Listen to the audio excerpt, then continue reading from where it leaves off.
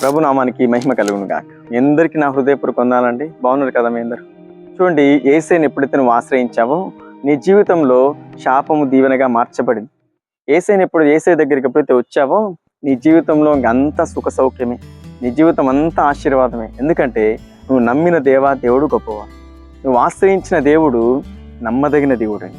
ఆయన ఎప్పుడు కూడా నీ చేయి విడువడు.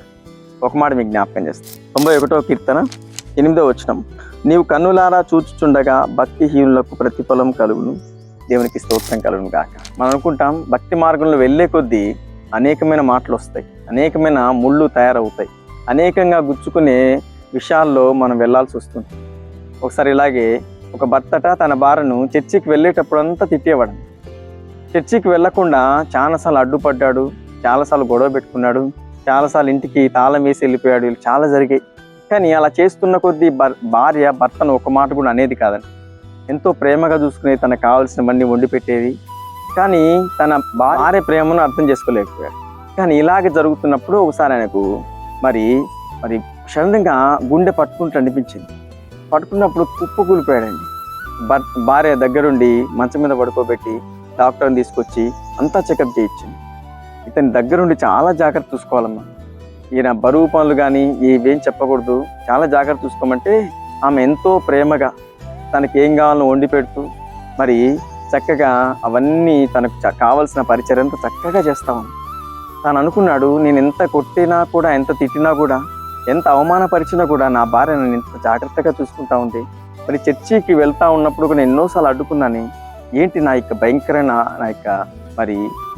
స్థితిలో ఉన్నాను కదా, ఏంటి నా చీకటి ప్రభావం అని అతనికి పశ్చాత్తాపం కలిగించి మరి అతను కృంగిపోయేలా చేశాడు ప్రభు. ఇప్పుడు ఎవరు దిక్కయ్యారు ఆయనకు? తన భార్య.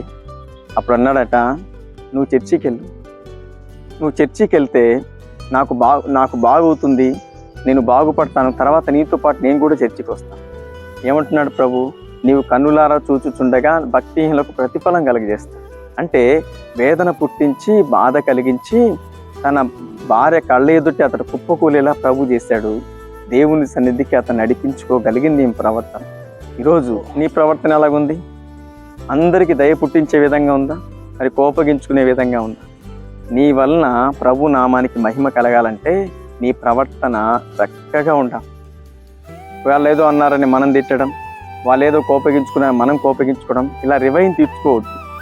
ఎలాగుండాలంటే దైవ భక్తి కలిగిన స్త్రీగా, సమాధానంగా, ప్రేమగా, ఐక్యత కలిగి ఈ భావాలన్నీ కలిగి ఉన్నప్పుడు నిన్ను బట్టి అందరికీ రక్షణ కలుగు చేస్తాను, ప్రతిఫలం కలిగించి రక్షణ కలిగిస్తాను.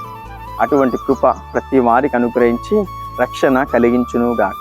ఆమె మీ అందరి కోసం ఒక చిన్న ప్రార్థన చేస్తాను. మహాగణుడానికి స్తోత్రములు నాయన. ఈ మాటలు వింటున్న ప్రతి బిడ్డలు ధైర్యం తెచ్చుకోవాలి, బలం పొందుకోవాలి. నీ మాటలు విని వణుకుచూ ప్రభు నీ సన్నిధికి నడిపించబడాలని ప్రతి వారికి తండ్రి నీ యందు భయభక్తులు పుట్టించి నీ సన్నిధికి వచ్చే భాగ్యం ప్రతి వారికి దయచేయమని, ప్రతి కుటుంబాన్ని వెలిగించమని యేసు నామములో ప్రార్థిస్తున్నాం పరమ తండ్రి. ఆమేన్. వీడియో చూసిన ప్రతి ఒక్కరూ లైక్ చేయండి, షేర్ చేయండి, సబ్స్క్రైబ్ చేయండి. మీకు తెలిసిన వారందరికీ ఈ వాక్యాన్ని పంపించండి. ప్రభు నిన్ను నీ కుటుంబాన్ని దీవించును గాక.